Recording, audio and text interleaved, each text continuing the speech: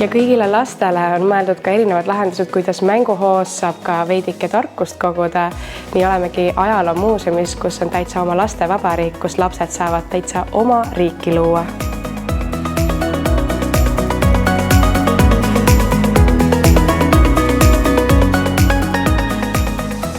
Me oleme Eesti Ajaloomuuseumi lastevabariigis, mis asub Maarjamäe lossis.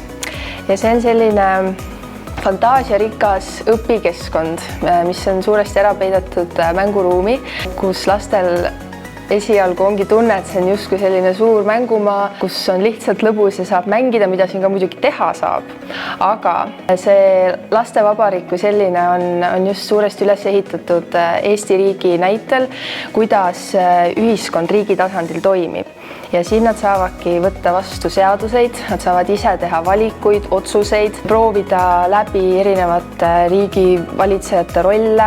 Hääletamine ja seaduste vastuvõtmine on tegelikult ongi hästi lihtsal tasandil mingisuguse otsuse tegemine ja vaatamine siis, kas see rahvale läheb peale või mitte.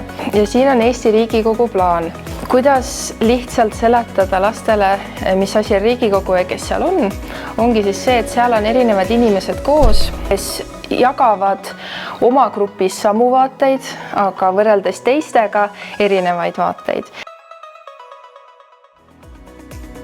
Siin on meil kohus ja järelvaatajad sektsioon. Siin saavad lapsed valida ühe halva teo ja siis saab siin kaalu peal erinevad variante nagu proovida, mis seda halba tegu siis parandaks.